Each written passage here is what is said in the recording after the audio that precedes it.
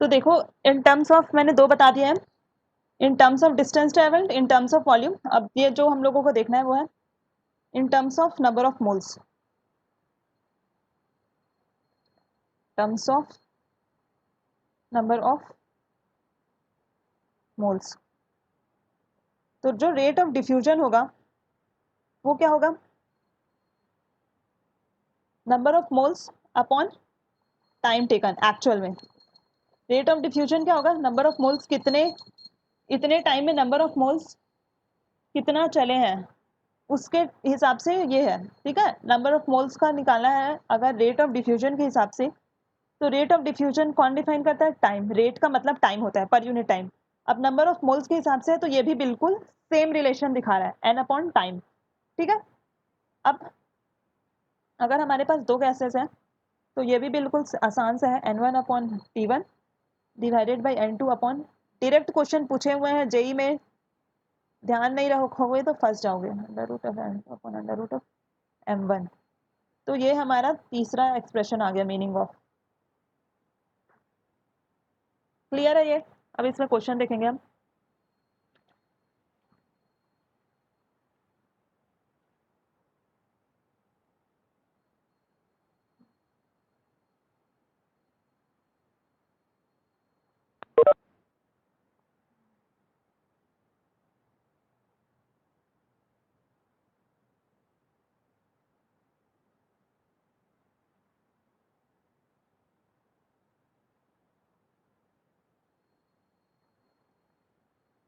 देखो question easy सा एकदम, बिल्कुल बेसिक। सबसे पहले मैं सारे टाइप्स ऑफ क्वेश्चन करा रही हूँ, सारे जेई नीट सीबीएसई सब लाइफ के लेवल्स के, हर एक टॉपिक के बाद क्वेश्चंस करा रही हूँ। तो बहुत फ़ायदा हो रहा है तुम लोगों को, तो अगर फॉलो अप करोगे ढंग से तो अच्छा स्कोर कर सकते हो। अब देखो क्वेश्चन ये है, 20 ml of helium diffused in, helium diffused in 5 seconds. Find the volume of O2 diffused in, find the volume of O2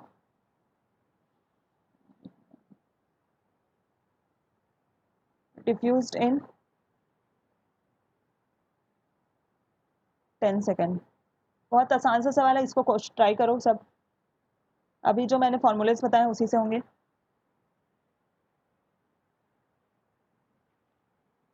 अब देखो इसमें है,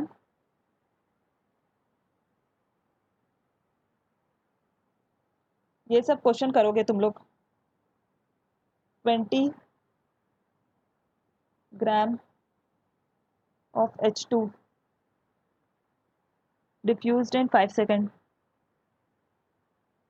सेम है 24, लिख दो इसको, 24 ग्राम है ना यहाँ पे, ये 24 gram of H2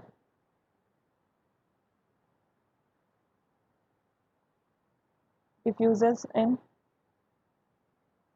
5 seconds. Find mass of O2. Find the mass of O2 diffused in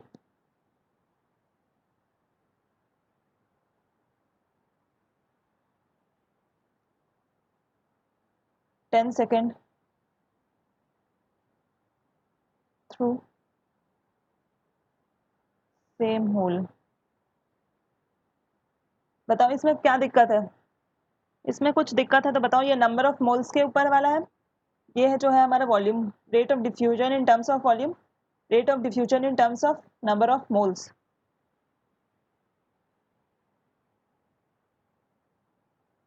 ये कर लोगे, इजी सा ही है यार, फॉर्मूला ही है। बताना पड़ेगा क्या, अगर बताना पड़ेगा तो बताओ। मैम नीचे वाला बता देंगे क्या? अच्छा, ये फर्स्ट वाले में बताओ पहले, किसी को दिक्कत है क्या? इसमें डायरेक्ट फॉर्मूला लगेगा यार, इसका आंसर आएगा नो मैम। 40/√8 है, इसका आंसर ले आना। जिसका नहीं आएगा कल बता दूंगी। 40/√8 है इसका आंसर, पहले वाले का। ठीक है, इसका आंसर मैं बता दी हूँ, जिसका नहीं आएगा वो बता देना मेरे को। सिंपल जो फॉर्मूला अभी बताया मैंने वही लगाना है। इसमें देखो 24 gram of H2 diffuses in 5 second. तो हम लोगों के पास H2 का नंबर ऑफ मोल्स कितना आएगा, पहले तो ये निकाल लो। गिवन मास है 24, मोलर मास है 2, तो आया हमारे पास 12 ग्राम, सॉरी 12। नंबर ऑफ मोल्स कितना है, 12। अब N किसका निकालना है हम लोगों को, O2 का। NO2 में गिवन मास नहीं पता है, NO2 में गिवन मास हम लोगों को X है ना, मान लो नहीं पता है। और कितना होता है इसका, 16 2 जा 32, तो इसके नंबर ऑफ मोल्स कितने हैं, X/32 मोल्स हैं इसके NO2 के। ठीक है,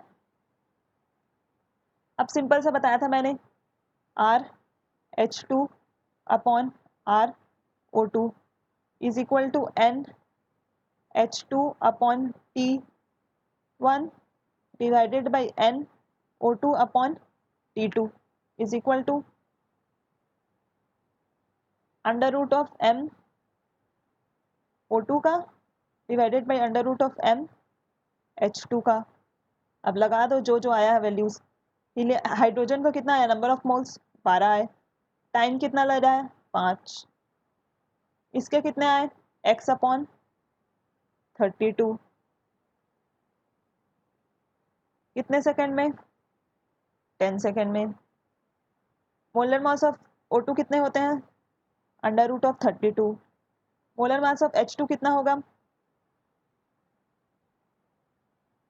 √2। अब इसको सॉल्व करना तो तुम्हारा काम है ना यार, अब 10th का मैथ्स या क्लास 5 6 का मैथ्स मैं नहीं बताऊंगी ना, तो ये है। ठीक है, इसको सॉल्व करना, इसका आंसर कुछ पता नहीं कितना आएगा, इसका सॉल्व नहीं किया मैंने। ये कर लोगे ना, इसमें लॉजिक समझ में आया, कॉन्सेप्ट पहले देखो।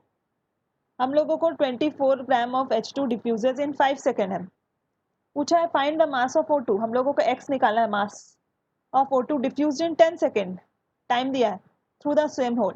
तो नंबर ऑफ मोल्स ऑफ हम लोग हाइड्रोजन निकाले पहले, फिर number of moles of oxygen निकाले। इसका गिवन मास हम लोगों को नहीं पता है, मोलर मास 32 होता है। अब हम लोगों ने इस एक्सप्रेशन जो मैंने अभी थोड़ी देर पहले बताया था, number of moles of H2 divided by T1 is equal to molar mass of oxygen under root of number of moles of oxygen divided by T2 is equal to molar mass of H2। सारे values मैंने put कर दिए, अब इसको solve करना तुम्हारा काम है। ये कर लोगे कि नहीं कर लोगे, पहले ये बता लो। Yes ma'am. सॉल्व करना पड़ेगा क्या, नो मैम। नो मैम, हो जाएगा। ठीक है। बाकी पार्टिसिपेंट्स, अनुषा कर लेगी, यशवर्धन तुमको दिक्कत है,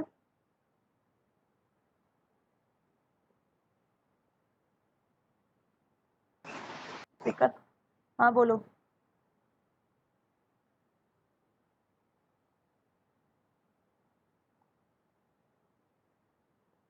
कर लेंगे मैम, ठीक है।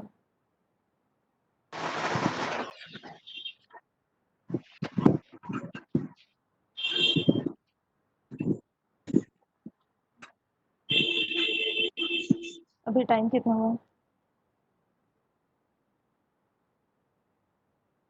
31 है टाइम। अभी देखो जो दूसरा है, XML of H2 please only find the time taken। एक क्वेश्चन और लिख लो जो करोगे तुम, पहले तो ये कॉन्सेप्ट देख लो।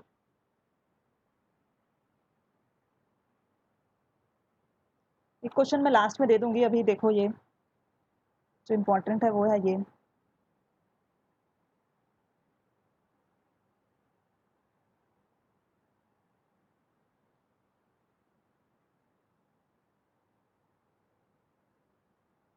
बहुत इंपॉर्टेंट है, इसको ध्यान से देखना।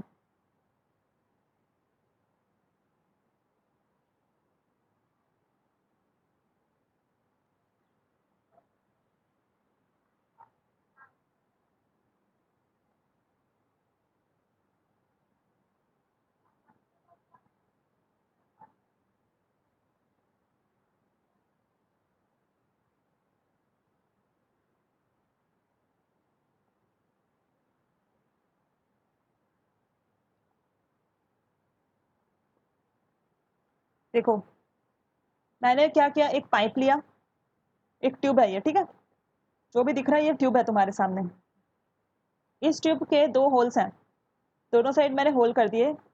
एक तरफ से मैंने NH3 पास किया और एक तरफ से मैंने हाइड्रोक्लोरिक एसिड पास किया। NH3 प्लस HCl, अगर नहीं पता है तो लिख लो, ये फॉर्म करता है NH4Cl, अमोनियम क्लोराइड, और ये कैसा दिखता है हमारा, white fumes, dense white fumes दिखते हैं। लैब में अगर कभी भी तुम अमोनिया को हाइड्रोक्लोरिक एसिड के साथ मिलाओगे तो हमारा है अमोनियम क्लोराइड फॉर्म होता है, और अमोनियम क्लोराइड कैसा दिखता है हमारा, डेंस वाइट फ्यूम्स, मतलब कि बहुत सफ़ेद सफ़ेद फ्यूम्स फॉर्म हो जाते हैं। अब है कि एक तरफ से हम लोग क्या कर रहे हैं, NH3 को पास कर रहे हैं, एक तरफ से हम लोग क्या कर रहे हैं, हाइड्रोक्लोरिक एसिड को पास कर रहे हैं। ये जो हमारा लेंथ है ये ट्यूब का, वो है 2 मीटर, ठीक है, लेंथ का जो लेंथ है ट्यूब का वो है हमारा 2 मीटर। अब है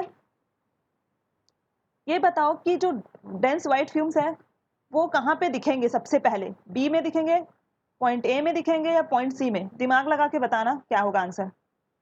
जो भी बच्चा आंसर बताएगा वो समझ रहा है इसका मतलब कॉन्सेप्ट को। दिमाग लगा के बताना। हमारे पास एक तरफ है NH3, एक तरफ है HCl, इन दोनों मिलके बनाते हैं डेंस वाइट फ्यूम्स NH4Cl के। अब मैं ये पूछ रही हूँ कि ये पूरा पाइप में सबसे पहले जो डेंस वाइट फ्यूम है वो कहाँ पे दिखेगा, बी पॉइंट पे दिखेगा, ए पॉइंट पे दिखेगा, या सी पॉइंट पे? चलो मैं मोलर मास भी लिख देती हूँ। मोलर मास है इसका कितना, नाइट्रोजन का 14 + 3 17 ग्राम, इसका मोलर मास है 35.5 36.5 ग्राम। अब तो बता दो यार, मोलर मास ही बता दिया मैंने।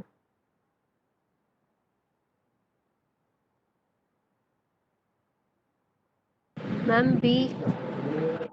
बी पे। और बच्चे, और कौन क्या बोल रहे हैं?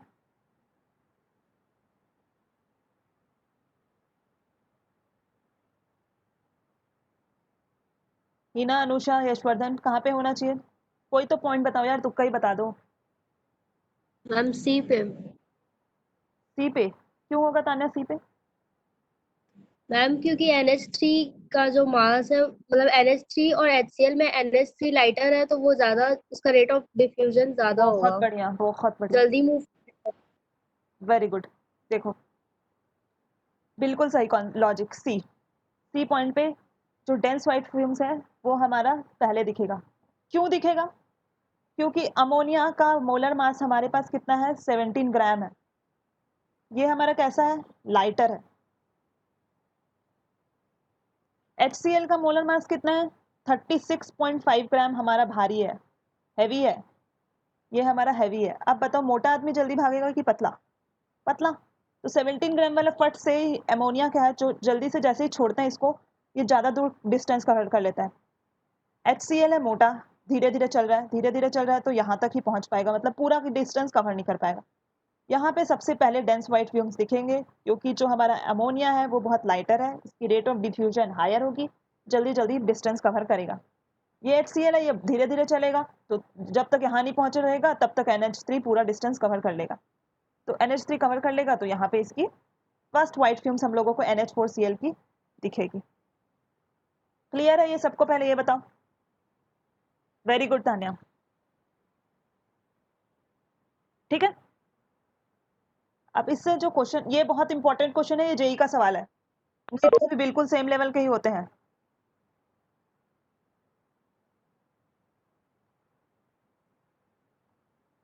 अनुषा क्लियर है तुमको? यशवर्धन शर्मा?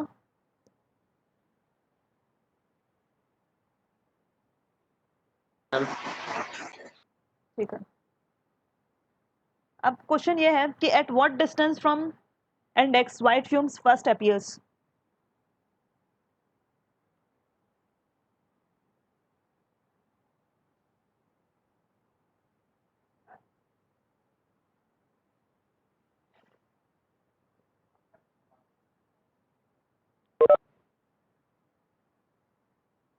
हीना ये क्लियर है क्या कि रिपीट करना है? मैम फ्रीज हो गया था, मैम रिपीट कर दीजिए। अच्छा, क्या है? ठीक है, ये क्वेश्चन क्लियर था क्या हीना? ये क्वेश्चन भी रिपीट करूं? नो मैम, क्वेश्चन ही नहीं पता। अच्छा, क्वेश्चन ही नहीं पता, अरे ठीक है। देखो हमारे पास एक ट्यूब है, ये ट्यूब दिख रहा है तुमको सामने, इसमें हम लोगों ने 2 होल्स किए, एक लेफ्ट हैंड साइड एक राइट हैंड साइड। हम लोगों ने क्या किया, एक लेफ्ट हैंड साइड से NH3 अमोनिया जो गैस है उसको पास किया, दूसरे साइड से हम लोगों ने हाइड्रोक्लोरिक एसिड को पास किया, HCl, ठीक है, HCl गैस को पास किया, ठीक है, बहुत बढ़िया। अब हम लोगों को पता है कि जब अमोनिया NH3 HCl के साथ रिएक्ट करता है तो हमारा अमोनियम क्लोराइड NH4Cl बनाता है, और वो कैसा दिखता है हमारा, लैब में करोगे कभी तो डेंस व्हाइट फ्यूम्स, एकदम क्लाउड की तरह दिखता है, ठीक है, डेंस व्हाइट फ्यूम्स फॉर्म होता है। अब मेरा क्वेश्चन ये है कि इस ट्यूब में 3 पॉइंट्स हैं, B, A और C। इन तीनों पॉइंट्स में से सबसे पहले अमोनिया के जो डेंस व्हाइट फ्यूम्स हैं अमोनियम क्लोराइड के, वो कहाँ पे दिखेंगे, कौन से पॉइंट पे दिखने चाहिए, B के, A या C? तो इसका आंसर है वो C है। क्यों है C? क्योंकि अमोनिया की मोलर मास है 17 ग्राम, हाइड्रोक्लोरिक एसिड, लाइटर कैसे? हाँ बहुत बढ़िया, क्योंकि ये लाइटर है तो फट से क्या करेगा, ये ज़्यादा डिस्टेंस ट्रैवल कर लेगा, और ये HCl मोटा है 36.5 है, तो ये धीरे धीरे चलेगा, धीरे धीरे चलेगा, तो कम डिस्टेंस ही ट्रैवल कर पाएगा, कम डिस्टेंस ट्रैवल करेगा तो यहीं पे पड़ा रहेगा, तो यहीं पे सबसे पहले डेंस व्हाइट फ्यूम्स दिखेंगे हम लोगों को, ठीक है। ऐसे क्वेश्चन, ये नीट जेई का सवाल है, पूछ चुका है, मैं वही क्वेश्चन करा रही हूँ। थोड़ा सा बस Yes, लॉजिक ma'am. लगाना है कि मोलर मास के ऊपर इसने कॉन्सेप्ट लगा के कर दिए हैं, क्लियर है ये? अब ये क्वेश्चन हम लोग नेक्स्ट क्लास में डिस्कस करेंगे, पर तुम लोगों को भी ट्राई करना, ये बहुत अच्छा क्वेश्चन है। मैम लेकिन पॉसिबल तो ना कि HCl भी C से A तक पहुंच गया हो, ये भी तो हो सकता है। ए, यार देखो यस मैम। मास का डिफरेंस बहुत ज़्यादा है, 17 ग्राम है और 36.5 ग्राम है, 17 टू 34 से भी ज़्यादा है, डबल है, भागेगा यार, जल्दी भागेगा। अगर यस मैम। आसपास भी होता तो भी होता कि इसके साइड इंक्लाइन नहीं है, बीच में कहीं पे रिएक्ट कर रहा है, बीच में तो तब होता ना हीना जब इन दोनों की मोलर मास इक्वल होती, बीच में तो तब होता पॉइंट ए अच्छा। पे, जब इन दोनों की मोलर मास इक्वल होती, मतलब कि दोनों एक जैसे रेस में भाग ले रहे हैं, दोनों ही सेम स्पीड से भाग रहे हैं, बिल्कुल सेम स्पीड, और तब वो सिर्फ तभी पॉसिबल है जब दोनों की मोलर मास इक्वल हो। अब HCl इतना मोटा पड़ा है, 36.5 ग्राम है भाई, बहुत ज़्यादा है, इसका डबल से भी बड़ा है, 17 टू जो कितना होता है 34 होता है, 34 से भी बड़ा है 36.5, तो कितना मोटा है समझ सकते हो। तो ये तो फट से भाग जाएगा, ये नहीं कर पाएगा, ठीक है। पॉइंट ए तो तब होता ना जब 17 होता या 36.5 होता, दोनों का इक्वल होता जब, ठीक है। Yes ma'am. Yes ma'am. Eight what distance, यहाँ पे ये देखो, ये x है, इसको x मान लेना, ये वाले साइड को y मान लेना, लेफ्ट हैंड साइड को x माना है मैंने, इसको y माना है। अब क्वेश्चन देखो क्या है, अभी मैं डिस्कस नहीं करूंगी, ये ट्राई करना तुम, नेक्स्ट क्लास में पक्का से डिस्कस करूंगी। Eight what distance from and x dense white fumes first appear, dense white fumes first appear।